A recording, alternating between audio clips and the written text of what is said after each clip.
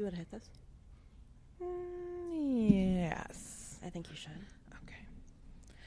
Let's do it. Let's do it. Are we recording? Yes, we are. Oh, shit. Yeah. Hey, everybody. Welcome back. Yes, welcome back.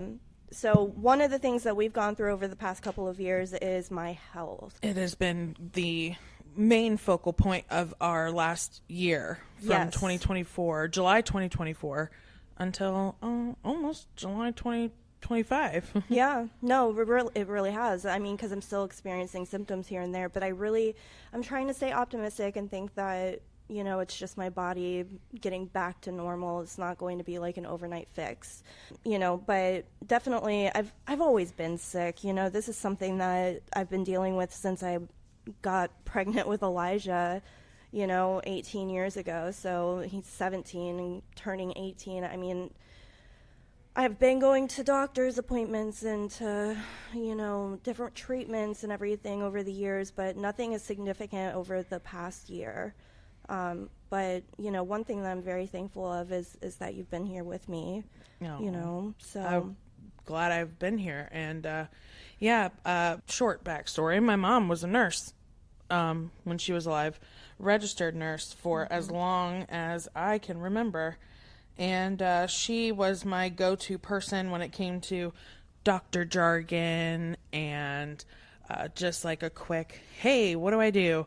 And so without her, it's been a bit of a challenge, but I've, you know, stepped up to the plate when it comes to you. Yeah. And I treat you as if, you know, you were my life partner. Yeah. You know, I'm your emergency contact. And, on everything, beneficiary, emergency contact, everything. and vice versa. Just to throw that out there. Yeah, that's true. Well, you know, it did start July 5th was when my appendix had ruptured, and then I had to go into emergency surgery July 5th of 2024.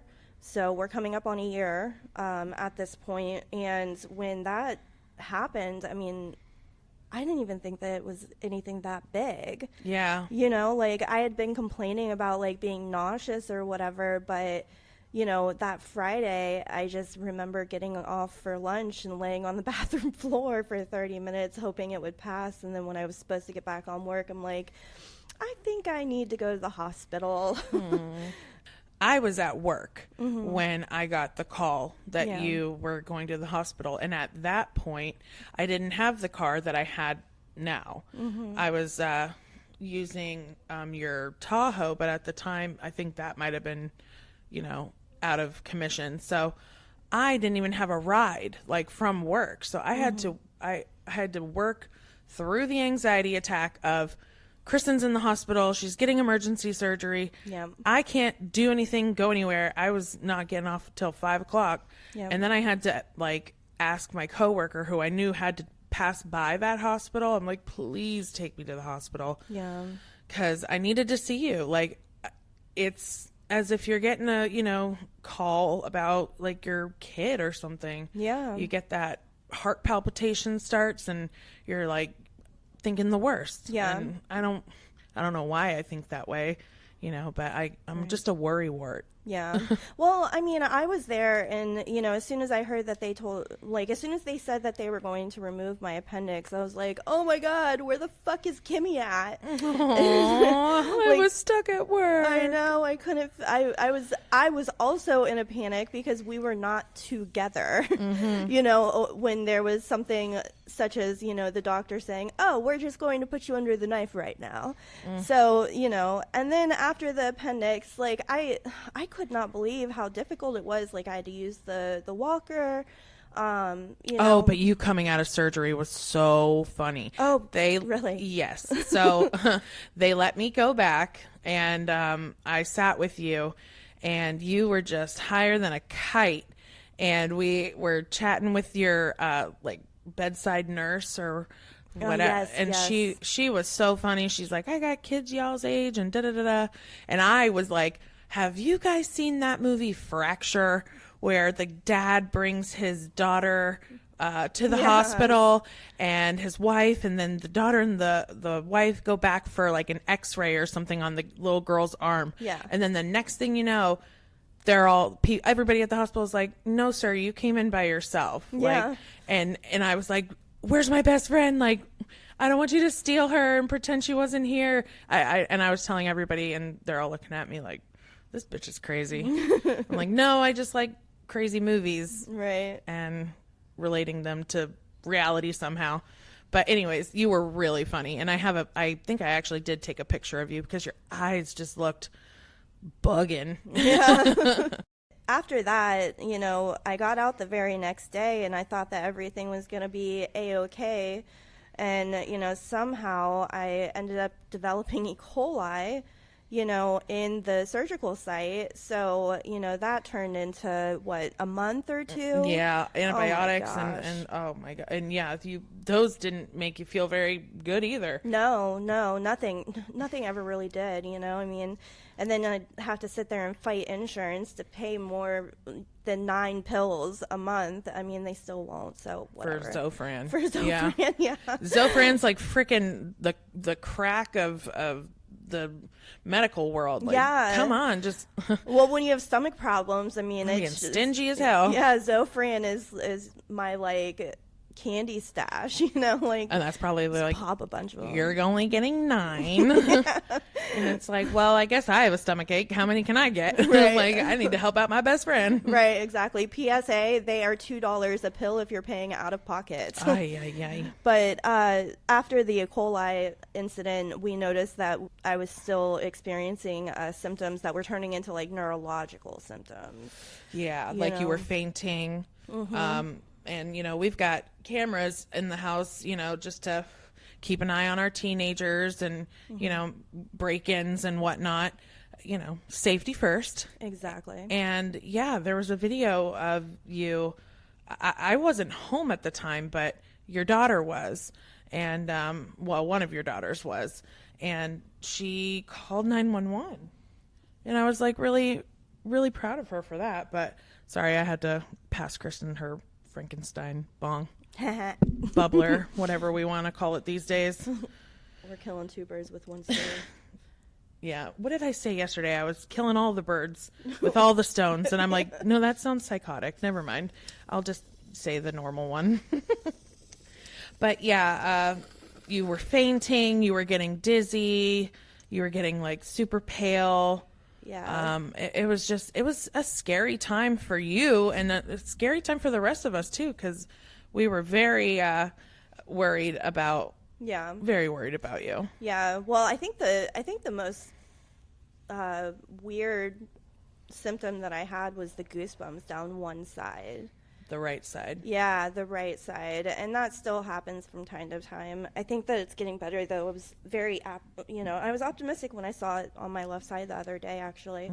But that was a big one. And then losing my speech. Yes. You know, starting to tumble over my words, like Like not stuttering, but slurring. Yeah. And it's like, you're not drinking, so Yeah. what the fuck is going on? Exactly. And I think, oh my God, that was definitely one of my biggest complaints over the past year is that I had quit drinking to be healthier, to feel better. To live longer. Yeah. And next thing you know, in less than a year of me drinking or not drinking anymore, it just spiraled. And I mean, it was one thing after another, and, you know, I started having more neurological problems and, you know, the sandpaper feeling on my right side, you know. But one thing that I loved about having you, though, is the fact that, you know, I am a very, I can articulate a lot of things very, very well. But when it came down to my health, I just could not advocate for myself. Yeah, you would shut down. Yeah. Because, you know, a lot of the doctors, and, you know, God bless doctors. I've got nothing, you know, but love for the people that try to keep us all healthy and all that. But that being said, I do not appreciate when doctors they just look at you and they're like, it's anxiety. And how many times did we go to the hospital, just like the emergency room, because of the neurological issues? Yeah. I mean, stroke-like symptoms. And then they would just give me droperidol, which would put me out for 2-3 days at a time. Fuck, I hate that drug. Like, Yeah. you're allergic. That's it. Just, Period. Whether you are or not, you're allergic, because Yeah. how it makes you feel for days and days afterwards, it's just not worth whatever it was supposed to, quote unquote, help. Right. But yeah, I didn't like that. A lot of the times they were telling you it was, you know, anxiety and, oh, you're Needed stressed. to You change need my diet. diet, therapy. And it's like, no, that's not it at all. Yeah, so droperidol puts me out for 2-3 days at a time, like literally out cold. I mean, to the point where even when I wake up just to pee, I feel like I'm in a dream state. Like I can't see straight. I can't think straight. Like everything just feels wrong, you know, and I hate it too because, you know, I'm not part of the family during those days where, you know, it feels as though that I can't get out of bed. I can't help, you know, with the cleaning or, you know, I can't work. Like it cuts into everything. Yeah, that was a big one because you are such a hard worker. Like you are acknowledged at work for being a top performer in your field and what you do. And, you know, people rely on you. And you were starting to miss work because you just couldn't keep your eyes open, or you know, you felt so sick that you were in the bathroom and you missed so much work, and it was like taking a huge toll, not only physically but mentally. Mentally, it was so bad. I mean, I remember just sitting there crying at times because I couldn't get out of bed, and I felt like I was letting my job down, that, you know, I was letting my family down, that, you know, I can't even begin to say how many times I have had to message my boss, or felt like I had to. She always, you know, reassured me and told me that it was okay, but I can't tell you how many times I had messaged her telling her, you know, I am so sorry, like I feel like such a shit person, like such a shit employee. But not only with work, were you missing work and having, you know, to feel guilty about that, you were also missing big milestones, you know, not milestones, but Halloween, for example. You couldn't walk long distances without losing your breath. Oh my gosh. And you know, the pain in your legs, just the mental pain that you were going through. I mean, you missed things, like, and it was so sad to watch that happen. And you know, I would go out somewhere with my kids, and you know, when your kids were at, you know, their dads or something, and you were like, I really want to go, but I don't feel good, and that would make you feel awful, and you'd come and cry to me and tell me, like, I'm not jealous of you. I just want to come with you. You know, I want to be with you. I want to be able to feel good and able to do normal shit. Yeah. And it was tough. Yeah. It was so frustrating for me. You know, I mean, having all of those issues and I think, oh my God, not having an answer was a huge frustration as well. 'Cause it was like, you know, I tried so hard to communicate. I, you know, put together a whole file folder of, you know, all of my lab work for the last 10-15 years, you know, doctors' reports, everything that I could find in prints. I put it in a file folder, and I even printed out a list of my symptoms. Any new symptom that would come up, I'd make sure it went on the list. Yep. And you are by far the most organized person I know. Thank you. Like, I mean, down to color-coded paper clips. Yeah, that's true. It's not a problem, actually. It's fucking awesome because I have no organization skills, or I didn't. I'm starting Yes, to you do. a lot better now. Yeah. I would say so, absolutely. But I'll forever love my color sticky tabs. Yes. Okay, that's what I meant. Sticky I love tabs. my sticky tabs. What did I say? Paperclip? Yeah. Well, I have paper clips too. Okay, let's not get ahead of ourselves. Yeah. You're like, I got it all, bitch. And spreadsheets. What you want it. I got it. Yeah. Let me create a pivot table for you real quick. Spreadsheets. Yes, exactly. So throughout all of this, inevitably, we went through so many hospital visits. It was unbelievable. And so many hospitals, too. Yeah, so many different hospitals. Yeah. What there was, Are we going to name drop? No, we shouldn't name drop. Okay, so let's say there was... I think there was 5 total. 5 total, 4 in our county and 1 in a different county. Mm-hmm. Farther away, bigger, more metropolis area. Yes. I'm sure we all know what I'm talking about. Yeah, exactly. 45 minutes west. Oh my God. But one of the doctors there was actually phenomenal because he is the one that recommended the neurologist that ended up seeing me. And, that neurologist was the second neurologist that I had seen. The first. Oh, was okay. So you got hospitalized. So we went to the one far away. We went to the hospital far away after you were hospitalized and admitted. Oh, the second time. The second time Yeah, for that's right. Thanksgiving. Yeah. Okay. Yeah, you're right. Yes, I was jumping ahead, way ahead, actually. Oh my gosh.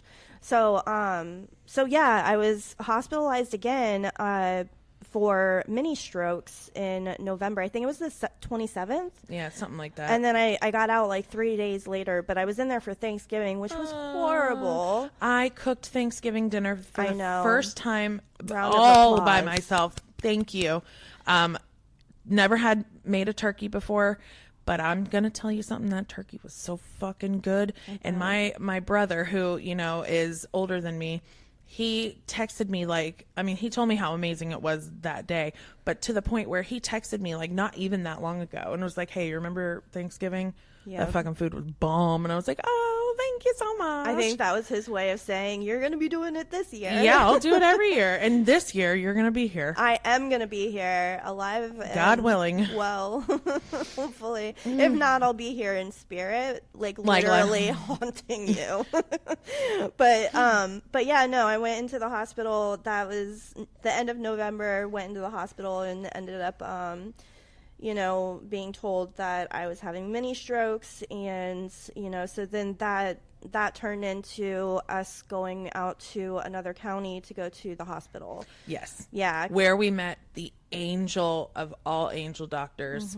Such a great man. And he personally pulled out his cell phone, took a picture of your hospital band, and sent it to his recommended neurologist and his close friend. Yes. And texted him, and it was like, this is my girl. Yeah. Take care of her. This is her information. Yep. She's going to call you as soon as I release her, because we didn't get admitted that day, but Right. it was fine. We got No, we somewhere. got somewhere. Yeah, exactly. And so it was worth it. Yeah, I think it was absolutely worth it. I packed a whole bag, though, thinking that I was going to be yeah. admitted. Yeah. I packed like a 7-day trip. But, with all of that being said, I ended up going to the neurologist, had multiple MRIs done. Oh, my gosh. That's where they found the herniated disc. Between and the C5 and C6. And some slight lesions on the brain, which Yeah. was really, we were being Dr. Google, at home. Yeah. In between all of these trips. Well, they did run me down the path of MS. Yes. Because they did the spinal tap and everything. We weren't crazy to think that this is possibly MS, Right. because even the doctors felt like it. Just this last time that I was in the hospital, that doctor wrote in the report that he thinks I have MS. He told me that despite this last hospital stay, that I still need to follow up with my other neurologist, because he was a neurologist too, because he believes that there's possible MS. Well, and then me being the one who lives with you every single day and take care of each other every single day. Yeah. I was like, in my brain, I was like, this is multiple things.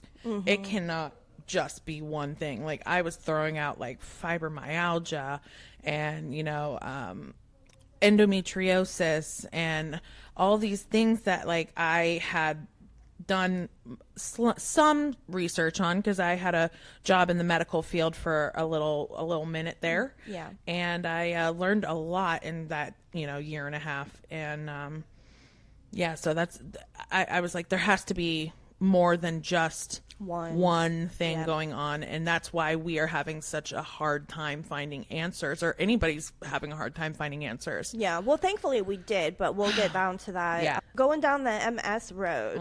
Yeah, so, what they did is they did a bunch of MRIs, and, they also did a spinal tap. They did find lesions. They did find. We had hell getting that spinal tap done, though. Yeah, because after the first. Apparently, you can't request one. Yeah, that's true. Well, because when I was in the hospital in November, they had assigned me a neurologist from that hospital to follow up with. And she just completely wrote me off. And she was like, oh, well, it's just headaches. I'm just going to give you another prescription. Well, at the time, I was already on 11 different prescriptions a day. So I looked at her, I said, can you at least do some sort of tests, can you do something else just before you put me on anything? She says, nope, this is what it is, this is what you need, whatever. I never filled the prescription. And that's when That's when we went to the other hospital out of the county. Yeah, that's when we went to the other hospital outside Because we were not county. getting any kind of answers from any of the hospitals in our local county here. Yeah, that's absolutely true. And then we were recommended, the great neurologist that I started seeing, and he did a phenomenal job. I think that, they did the MRIs, they did, the spinal tap for the CSF fluid, they did so much.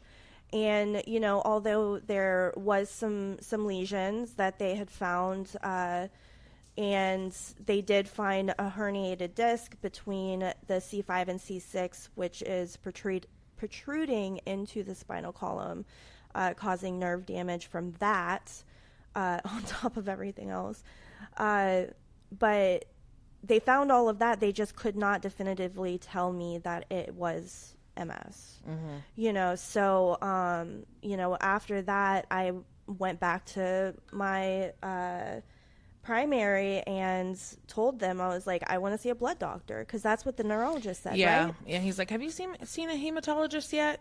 Because that's when, after he, first of all, those doctors, the neurologist and his PA, what did they spend, like 2 hours? Oh my gosh, yeah, 2 hours. With us in that room, going over all of your blood work, all of your hospital paperworks and stuff that you had organized.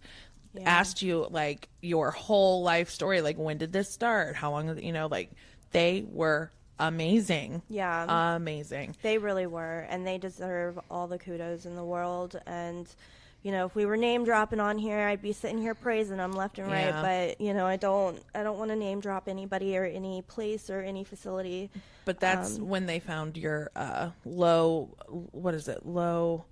iron. Mhm. Low iron. The hematologist immediately put me on the iron infusions, and what was it? I think it was the very next day from the first iron infusion. I was like, wow, I feel great. Yeah, you were back to your old self there for a good 24 to maybe 36 hours. It felt great. It wasn't long enough, I'll tell you that. Yeah, I could say that. But it gave us a lot of hope. yeah, it did. And I went through 2 weeks of iron infusions, 5 infusions altogether, and it just, I don't know, for whatever reason, it did not work. Went back in for follow-up blood work and whatnot. I still had, I was still anemic, severely anemic, and that's when the hematologist had said, well, you need to go see your gynecologist. So at this point, I'm pretty much just, I shaved my head because I couldn't lift my arms. I was having such a hard time with a lot of this, going through seeing neurologists and hematologists and Hospital visits. Yeah, hospital visits. Oh, and then also neurosurgeon. Oh, yeah. Yeah. sleep studies they wanted me to do. I mean, it was just, You were missing a lot of work. I was missing a lot of work yes. because as your advocate, I felt, I don't know that I can't think of the word, but I felt protective over you. Yeah. And I was like, I have to be there. Responsible. Yeah, I have Yeah. to be there for you. I know everything that's been going on, and I can explain to them, what I see on a daily basis and how much you can't do. Right. Exactly. Exactly. Like walking to the kitchen was a struggle for you. Oh my gosh, yeah. I mean, I would literally be out of breath just walking from the bedroom to the kitchen. I mean, it was god awful. I was definitely looking like Adam Sandler's little brother there for months. Yeah. And then I shaved my head and I really looked like his little brother. Oh yeah.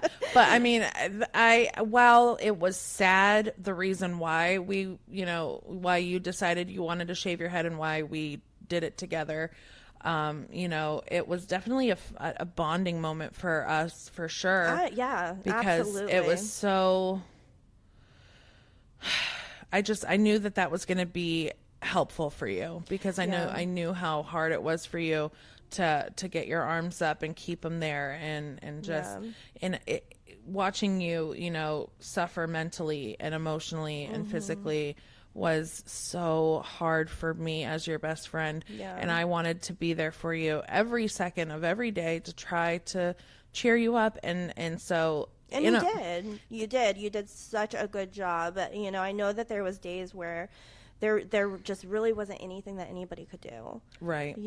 But outside of that, I don't think that I would have handled all of these health issues as well as I did without your presence and being able to help, with everything. I shaving my head was definitely a big deal for me because, for one, I mean, as a female that has always had really long hair, like you're taking a piece of yourself away, but it really was a hard time lifting my arms in the shower.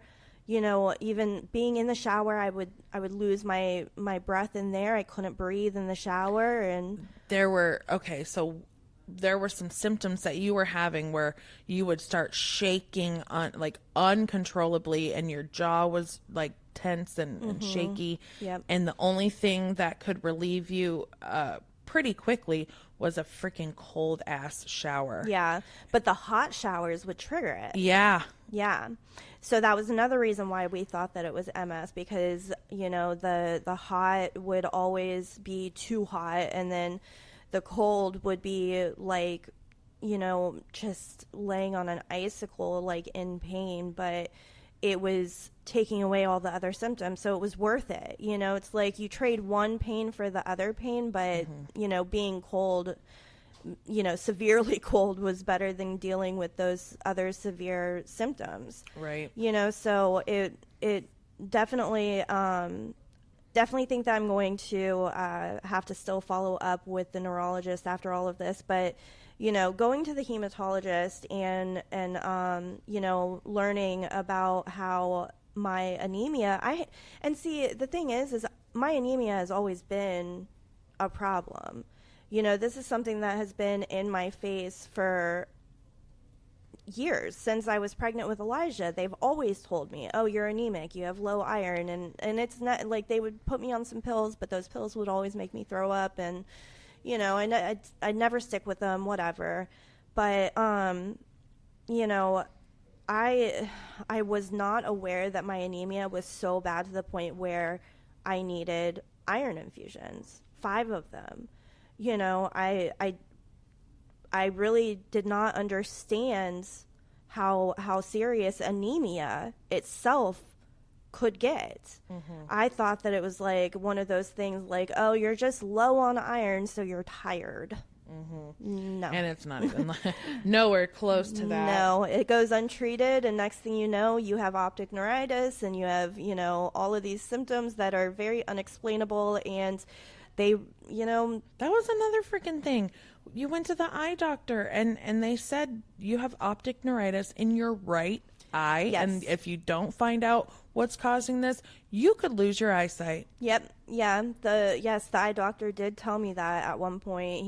He's diagnosed me with the optic neuritis and said, and I was having a little bit of an issue with it earlier today. Oh gosh. Yeah. So when it comes down to the low iron and everything, I highly suggest if anybody is experiencing anemia or low iron or low iron storage, things like that you take it more serious than just being tired, because mine went untreated for a very, very long time, and then we finally got down to the bottom of it. Yeah, so we were told, go see your gynecologist. Yes, yeah, and that's where I had already had my tubes tied, so I say we a lot. Yeah, yeah. No, it's true. It's we. Yeah, it's we. But yeah. So went to the gynecologist, and my tubes have already been tied. He tied them himself years ago.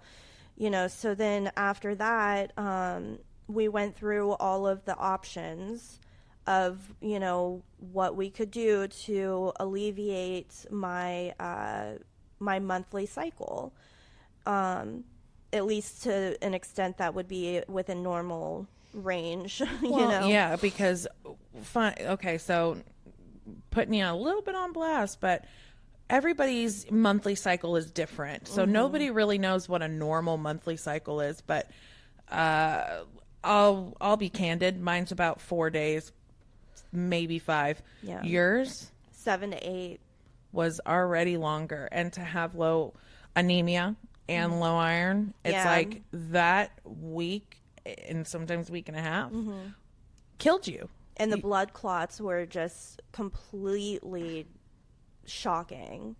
I mean, and I hate to get too graphic. Yeah, too graphic on that, so I'm not going to go any further. We have on male that. listeners that are probably like, oh my god, what the Just know that I was suffering some pretty severe monthly cycles that would put me in bed too, previous to my appendix, last July. So it was tough. It was really tough. And then we went through all the options, and then at the very end, he's like, well, we could, do a hysterectomy. He said, I asked him, I was like, well, that's the only one that's going to be 100% effective. And he says, yes. I said, okay, well, then let's do the hysterectomy. Well, so we schedule it a week, 2 weeks out, and next thing you know, I am scheduled 3 hours before my surgery to go in and be cut open. And I have the surgical coordinator call me, and she's like, we don't have an approval yet. We can't get this done for you. Your insurance hasn't approved it. They haven't authorized. And so, excuse me. It's okay. So, we went through another month and a half of battling, the health insurance. And during that period, I ended up getting admitted into the hospital for a third time. And so that hospital stay was, they of course went through the stroke alert, because at this point, with having mini strokes and everything from the November hospital stay, I was immediately, just put on stroke alerts when I would go into the hospital, most of the time. And so they called it as a stroke alert. I went in and, had the testing done, CAT scan. They admitted me, put me through, the MRI machine.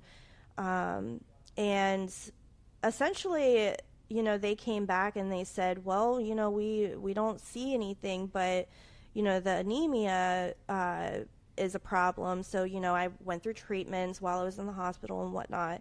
So we basically came down to an understanding of what has caused this anemia. And I'll go ahead and let Kimmy explain the ripple effect of the anemia, the severity of this anemia. Okay, so I had put a bunch of shit together one day, because, this this is affecting her life, but she's my soup snake, so it's Yes. affecting my life. So I made it my job, my second job, to go over everything that the doctors have told us over the last year and try to piece it together myself, being a non-doctor, just a person who lives with someone who is severely sick. And this is what I came up with.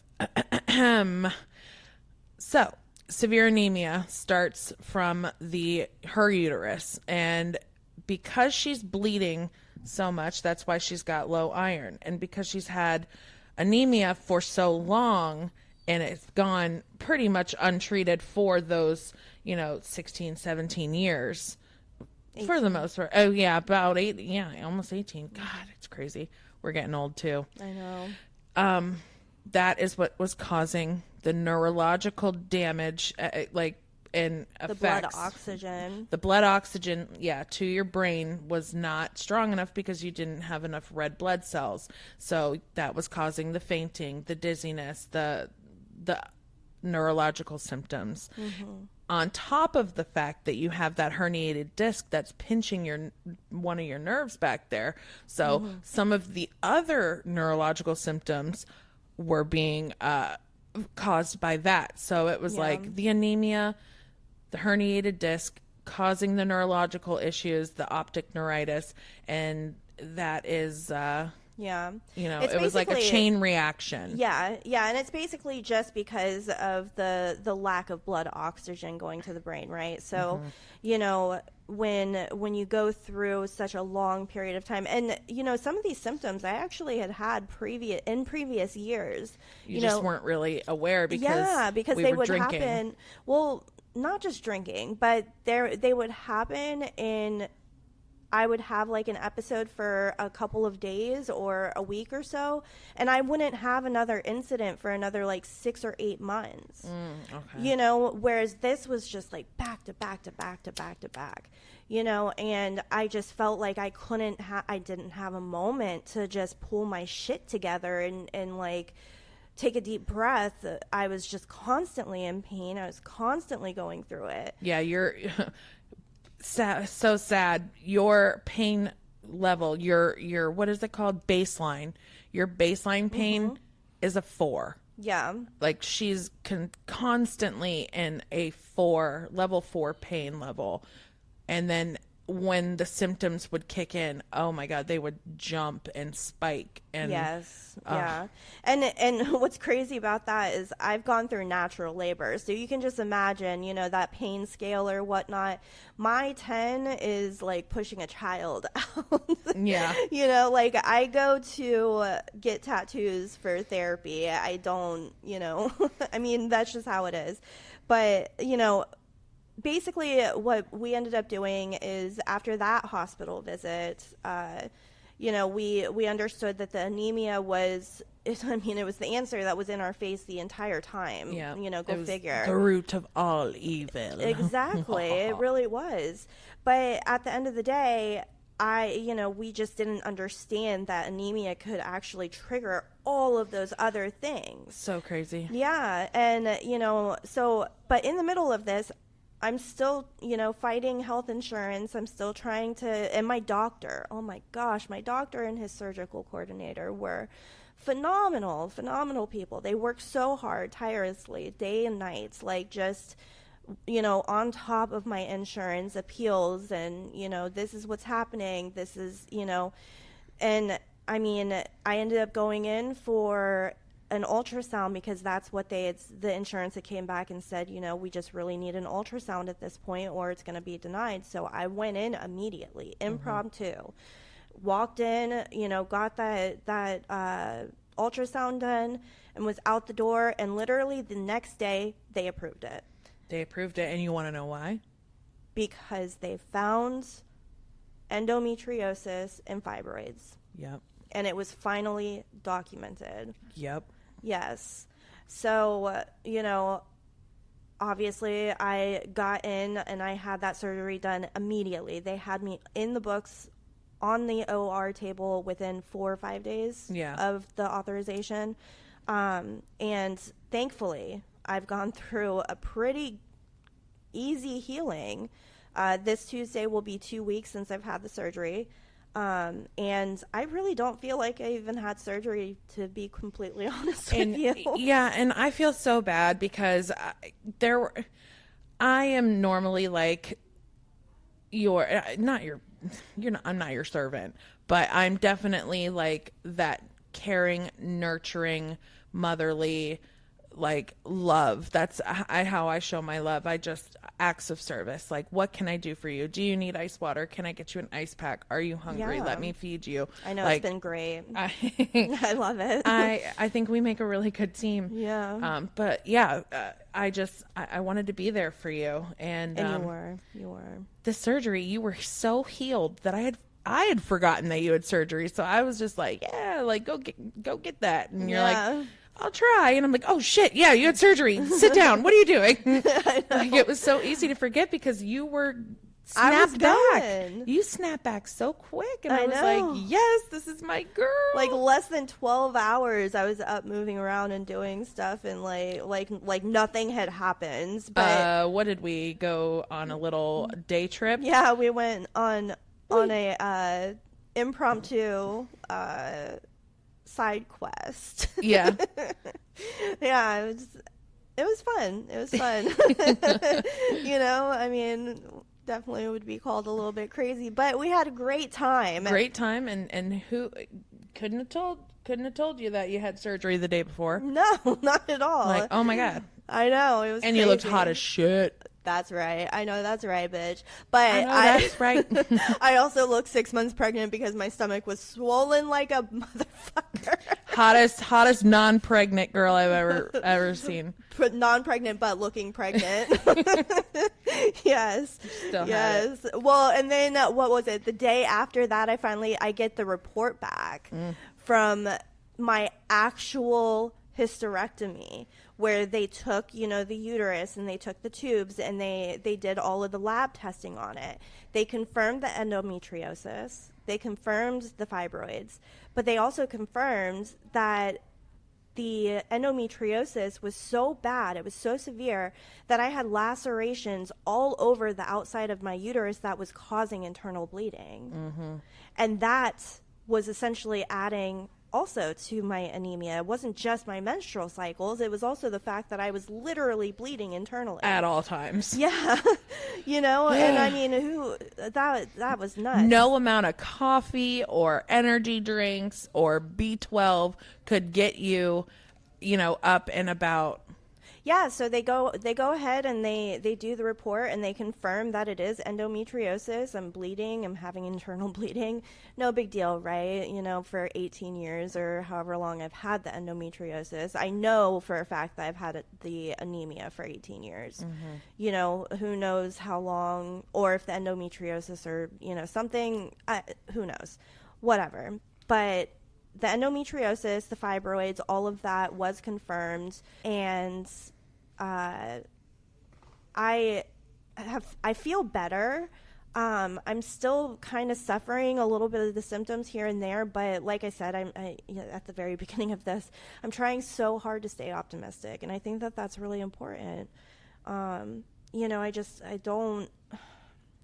am so determined to get back to being a boss ass bitch. Mm-hmm. I want my gym buddy back, bitch. Yes, that stair stepper's got something coming for it, I'm telling you. Yes. So, hopefully after another couple of weeks, I'll be right back in that gym and knocking shit out. And, we have all of these goals, all of these great, fantastic, amazing, really, really high up in the sky goals, but where there's a will, there's a way, and we're going to make that shit happen, when it comes down to this podcast, when it comes down to us, working our normal 9-to-5 jobs, we also have other goals of, starting KJ's back up, and hopefully we can get that done. I would love to be able to do that. I know that there's a lot of people, especially if you were a prior customer yourself, there's a lot of people that would love for us to start knocking some KJs out. And I am ready to learn because Yes. I am so far from the seamstress lifestyle. I don't know what I'm doing, but I'm ready and willing to learn because, girl, I love money. Yep. I want it. I need it. We're building a dream home. Yes. We fucking need all the money. Yes. So we're going to be kicking ass now that you're feeling better. Yes. And just keep on praying to, your higher power, to your universe, to your God, to your gods, all of the things that Yes. good things are on the horizon, because Yes. we have answers. You don't have a uterus, and we're God. good. We're good. Thank God. But with that being said, I definitely think that it is so important to thank everyone who, listens to our podcast, because we are two moms, single moms kind of, but we're not single.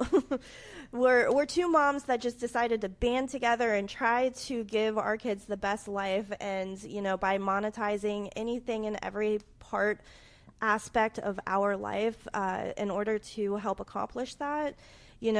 We appreciate our listeners, and we appreciate being able to have people out there rooting Absolutely. for us. It has been such a blessing to have so many friends and coworkers and family reaching out to us and saying how much they enjoyed our first episode. And we just really want those that do know us, and those that don't know us, we want you to kind of take a step in our shoes, and we want you to be our friend. Yes. Please.